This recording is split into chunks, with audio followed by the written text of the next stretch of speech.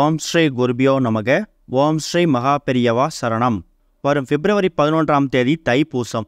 இந்த சிவப்பு மூட்டையை தயார் செய்து உங்கள் வீட்டோட நிலைவாசலை கட்டி தொங்க விடுறது மூலயமா பலவிதமான செல்வங்களை உங்கள் பக்கம் நீங்கள் கவர்ந்து இழுக்க முடியும். அது என்ன மூட்டை, அதை எப்படி தயார் செய்யணும் அப்படிங்கிறத பார்க்கறதுக்கு முன்னாடி நம்மளோட வீடியோஸை இப்போ தான் நீங்கள் ஃபஸ்ட் டைம் பார்க்குறீங்கன்னா மறக்காமல் சப்ஸ்கிரைப் பண்ணிக்கோங்க. தொடர்ந்து இது மாதிரி அப்டேட் தெரிஞ்சுக்கிறதுக்கு பக்கத்தில் இருக்கிற நோட்டிஃபிகேஷன் பெல்லை கிளிக் பண்ணி ஆல் அப்படிங்கிறத செலக்ட் பண்ணிக்கோங்க. இப்போ என்ன மூட்டையை எத்தனை மணிக்கு எப்போ தயார் செய்யணும் அப்படிங்கிற பற்றி தெளிவாக தெரிஞ்சுக்கலாம். வருடம் வரக்கூடிய தை மாதத்தில் வரக்கூடிய பூச நட்சத்திரமும் பௌர்ணமியும் சேரக்கூடிய ஒரு அற்புதமான தினம்தான் இந்த ஒரு தைப்பூச திருநாள். முருகனுக்கு உரிய விரதங்கள்லேயே ரொம்ப சக்தி வாய்ந்த விரதம்னு சொன்னால் கந்த சஷ்டி விரதத்துக்கு அப்புறமா இந்த தைப்பூச விரதம் தான். 48 நாட்கள், 21 நாட்கள், 6 நாட்கள்னு சொல்லி அவங்களோட உடல்நிலைக்கு ஏற்ற மாதிரி இந்த விரதத்தை கடைபிடிப்பாங்க. உதாரணத்துக்கு பிப்ரவரி 11ஆம் தேதி தைப்பூச திருநாள் வருதுன்னா பிப்ரவரி 6ஆம் தேதியே நீங்கள் 6வது நாளாக கணக்கெடுத்து அன்றைய தினத்திலிருந்தே முருகப்பெருமானுக்காக நீங்கள் விரதம் இருக்கலாம். முடியாதவங்க 3 நாட்களோ, அதுவும் முடியாதவங்க தைப்பூச திருநாள் அன்னைக்கு மட்டுமாவது உபவாசம் இருந்து முருகனை வழிபடுறது ரொம்ப சக்தி வாய்ந்த வழிபாடாக இருக்கும். முதல்ல தைப்பூச திருநாள் எத்தனை மணிக்கு வருது, எத்தனை மணிக்கு முருகனை வழிபடணும் அப்படிங்கிறத பற்றி தெரிஞ்சுக்கலாம். பூச நட்சத்திரம் அப்படிங்கிறது பிப்ரவரி 10ஆம் தேதி இரவு 7:30க்கே ஆரம்பிச்சிடுது. அது பிப்ரவரி 11ஆம் தேதி இரவு 7:21 வரைக்கும் இருக்குது. ஆனால் பௌர்ணமி திதி பிப்ரவரி 11ஆம் தேதி இரவு 7:51 தான் ஆரம்பிக்குது. அப்போ நிறைய பேருக்கு ஒரு குழப்பம் இருக்கும். பூச நட்சத்திரமும் பௌர்ணமியும் சேரக்கூடிய நாளை தைப்பூசம்னு சொல்கிறோம். அப்படி பார்த்தா இந்த 2 நேரமும் சேரக்கூடிய நேரம் எதுன்னு பார்த்தீங்கன்னா பிப்ரவரி 11ஆம் தேதி தான். ஒரு சில விரத தினங்களை நம்ம திதியை எடுத்துக்கணும், சில நேரங்களில் நட்சத்திரத்தை எடுத்துக்கணும். ஆனால் பூசம் அப்படிங்கிறது தான் இந்த தைப்பூசத்துக்கான முக்கியமான பங்கு வகிக்குது. அதனால் பிப்ரவரி 11ஆம் தேதி இரவு 7:21 வரைக்கும் உங்களுக்கு பூச நட்சத்திரம் இருக்கிறதால பிப்ரவரி 11ஆம் தேதி தான் தைப்பூசம். அன்றைக்கு தான் எல்லா முருகன் கோவில்லையும் முருகனுக்கான அபிஷேக ஆராதனைகள் நடக்கும். பால் காவடி எடுக்கிறது, அழகு குத்திக்கிறதுன்னு சொல்லி பலவிதமான வேண்டுதல்களை பக்தர்கள் முருகனுக்கு செய்வாங்க. ரொம்ப எளிமையான நைவேத்தியங்கள் செஞ்சு வச்சு படைச்சி முருகப்பெருமானை வணங்கினாலே முருகப்பெருமான் நீங்கள் கேட்கக்கூடிய வரத்தை வாரி வழங்கிடுவார். அதாவது நம்மளோட தனித்தனி கஷ்டங்களை தீர்த்துக்கிறதுக்காக தனித்தனி தெய்வங்களை வணங்குறதுக்கு பதிலாக ஒட்டுமொத்த பிரச்சனைகளையும் ஒரே நேரத்தில் தீர்த்துக்கிறதுக்காக முருகனை வணங்கலாங்கிறது ஒரு பெரிய நம்பிக்கை. இந்த தைப்பூச விரதத்துக்கு இன்னொரு சக்தி இருக்குது. என்னென்னு கேட்டிங்கன்னா, நடக்காததை நடத்தி காட்டக்கூடிய ஒரு சக்தி இந்த தைப்பூச விரதத்துக்கு இருக்குது. நிறைய பேர் திருமண வரன் சரியாக அமையாமல் காத்துக்கிட்டு இருப்பாங்க. சில பேருக்கு திருமணமாகி குழந்தை பாக்கியம் இல்லாமல் காத்துக்கிட்டு இருப்பாங்க. சரியான வேலை இருக்காது, வீடு நிலம் சொத்துன்னு சொல்லி பல பிரச்சனைகள் நிலுவையில் இருக்கும். இது மாதிரி நடக்காத விஷயங்களை இந்த ஒரு விஷயம் நடந்தால் இது என் வாழ்க்கையில் ஒரு திருப்பு முனையாக இருக்கும்னு நினைக்கிறீங்களே, அந்த மாதிரி விஷயங்கள் எல்லாத்துக்கும் இந்த ஒரு தைப்பூச விரதம் ரொம்பவே கை கொடுக்கக்கூடிய ஒரு அற்புதமான விரத தினம். ஒருவேளை தைப்பூச திருநாள் அன்னைக்கு மட்டும்தான் விரதம் இருக்க போகிறீங்கன்னா அதிகாலை எழுந்து சுத்தபத்தமாக குளிச்சுட்டு உங்களோட உடல்நிலை உபவாசம் இருக்கிறதுக்கு ஒத்துழைச்சதுன்னா தாராளமாக எந்த விதமான ஆகாரங்களும் எடுத்துக்காமல் அன்றைக்கு நாள் முழுக்க உபவாசம் இருந்து மாலை ஒரு 6-7 மணிக்கு மேலே முருகப்பெருமானுக்கு பூஜை செய்து நீங்கள் பூஜையை நிவர்த்தி பண்ணிக்கலாம். முடியாதவங்க பாலும் பழம் மட்டும் எடுத்துகிட்டு கூட முருகப்பெருமானுக்கு பூஜை செய்யலாம். தினமும் நீங்கள் முருகனுக்கு என்ன மாதிரியான பூஜை செய்வீங்களோ அதே மாதிரி பூஜையை கூட செய்யலாம். கூடுதலாக கொஞ்சமாக நைவேத்தியங்கள் செஞ்சு வச்சு படைக்கிறது மட்டும் சிறப்பு. இது போக இப்போ நாம் சொல்லக்கூடிய இந்த ஒரு மூட்டை இருக்குல்ல, இந்த மூட்டை ரொம்ப சக்தி வாய்ந்த ஒரு மூட்டை. இதை உங்கள் கையால் நீங்களே தயார் செய்ய போகிறீங்க. இதுக்கு உங்களுக்கு தேவையான பொருட்கள் ஒரே ஒரு சிவப்பு துணி. இந்த இடத்துல நாம் ஏன் சிவப்பு துணியை பயன்படுத்தியிருக்கிறோன்னா, தைப்பூச தினம் வந்திருக்கக்கூடிய தினம் செவ்வாய்க்கிழமை, செவ்வாய் பகவானுக்கு உகந்த ஒரு நாள்.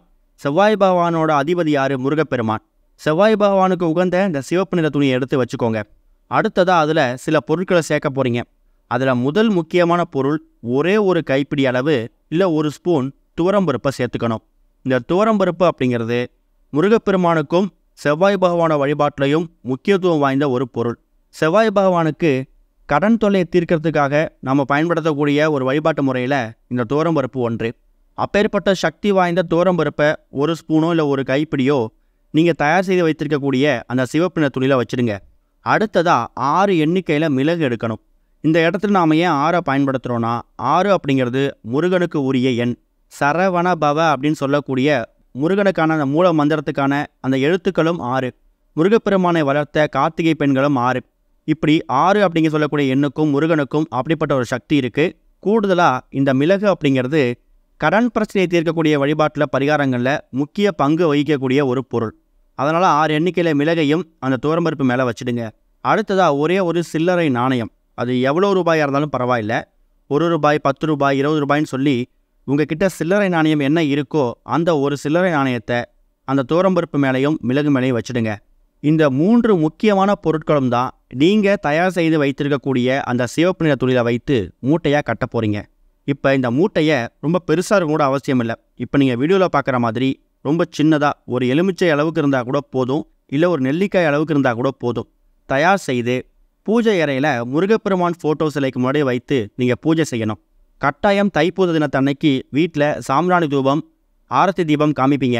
அப்படி காமிக்கக்கூடிய அந்த நேரத்தில் நீங்கள் அந்த மூட்டையை தயார் செஞ்சிட்டிங்கன்னா தூப தீபம் காமிச்சிட்டு பூஜையில் வச்சுடுங்க. ஒருவேளை அதுக்கான நேரம் அப்போ இல்லைன்னா பூஜையெல்லாம் முடிச்சுட்டு உங்களோட ஓய்வு நேரத்தில் ஒரு 6:30, 7 மணிக்கு மேலே கூட நீங்கள் பொறுமையாக அமர்ந்து இந்த மூட்டையை தயார் செய்து பூஜையில் வச்சு பூஜை பண்ணிவிட்டு அதுக்கப்புறம் முடிஞ்சால் பூச நட்சத்திரம் முடியறதுக்குள்ளே, பூச நட்சத்திரம் 7 மணி 21 நிமிஷத்தோட முடிஞ்சிடும். முடிஞ்சால் அதுக்குள்ளே உங்கள் வீட்டோட நிலைவாசலில் இந்த சிவப்பு நிற மூட்டையை கட்டி தொங்க விட்டுருங்க. சிவப்பு நிற மூட்டையை நிலைவாசலில் கட்டி தொங்க விடணும். அப்படிங்கும்போது எந்த பக்கம் கட்டி தொங்க விடணும்னா, நீங்கள் வெளியிலேருந்து வீட்டுக்குள்ளே வரீங்கன்னா உங்களோட பார்வை இந்த மூட்டைக்குள்ளே விழுந்துட்டு அதுக்கப்புறம் நீங்கள் வீட்டுக்குள்ளே வர மாதிரி இருக்கணும். அதுக்கு தகுந்த மாதிரி நீங்கள் இந்த மூட்டையை தயார் செஞ்சு கட்டிக்கலாம். ஏற்கனவே இதே மாதிரி செவ்வாய் பகவானுக்காக நீங்கள் மூட்டையை தயார் செய்து வச்சுருந்தீங்கன்னா அதை எடுத்து தண்ணியில் விட்டுட்டு மறுபடியும் இதே ஒரு மூட்டையை தயார் செய்து நீங்கள் நிலைவாசலை கட்டி தொங்க விட்டுருங்க. ஒருவேளை பூச நட்சத்திரம் முடியறதுக்குள்ளே எங்களால் கட்ட முடியல அப்படின்னு நினைக்கிறவங்க இரவு ஒரு 9-10 மணிக்குள்ளேயாவது இந்த மூட்டையை தயார் செய்து நிலைவாசலை கட்டி தொங்க விட்டுட்டு செவ்வாய் மற்றும் வெள்ளிக்கிழமைகளில் இதுக்கு தூப தீபம் காமிக்கணும். அதுலேயும் குறிப்பாக முருகப்பெருமானுக்கு உகந்த விரத தினங்கள் வருதில்ல, சஷ்டி, கிருத்திகை, இது மாதிரி விரத தினங்களில் அந்த மூட்டைக்கு தூப தீபம் காமிக்கிறது ரொம்ப சிறப்பு. சுத்தபத்தம் இல்லாமல் அந்த மூட்டையை தொடுறதை கொஞ்சம் தவிர்க்கிறதும் நல்லது. சரி, இந்த மூட்டையை கட்டி தொங்க விட்டுட்டோம். இதனால் என்ன பலன் கிடைக்கும் அப்படின்னா, இந்த துவரம்பருப்பு அப்படிங்கிறது கடன் பிரச்சனையை உங்கள் வீட்டுக்குள்ளே வரவிடாமல் தடுத்து நிப்பாட்டிடும். அடுத்தது 6 எண்ணிக்கையில் மிளகு வச்சுருக்கோம்ல, இந்த மிளகு என்ன செய்யுன்னா உங்கள் வீட்டுக்குள்ளே இருக்கக்கூடிய கடன் பிரச்சனையை வெளியே அனுப்பிடும். சில்லறை நாணயம் மகாலட்சுமி தாயாருக்கு உகந்த ஒரு பொருள், உங்கள் வீட்டுக்குள்ளே லட்சுமி கடாட்சத்தை அதிகப்படுத்தும். இந்த ஒரு விஷயங்களை செய்துட்டு நீங்கள் உங்கள் உழைப்பை போட்டிங்கன்னா உங்கள் உழைப்புக்கேற்ற ஊதியம் தானாக வந்து சேரும். வேலை செய்யக்கூடிய இடத்துல நல்ல முன்னேற்றம் ஏற்படும். கடன் இல்லாத நிம்மதியான வாழ்க்கை வாழ முடியும். இருக்கக்கூடிய கடன் தொகை படிப்படியாக குறையும். உடனே நடக்குதோ இல்லையோ, கட்டாயம் என்றைக்காவது ஒரு நாள் நீங்கள் தயார் செய்து மாட்டிருக்கக்கூடிய தொங்க விட்டுருக்கக்கூடிய இந்த மூட்டைக்கான பலன் உங்களை வந்து சேரும். அதை மறந்துடாதீங்க.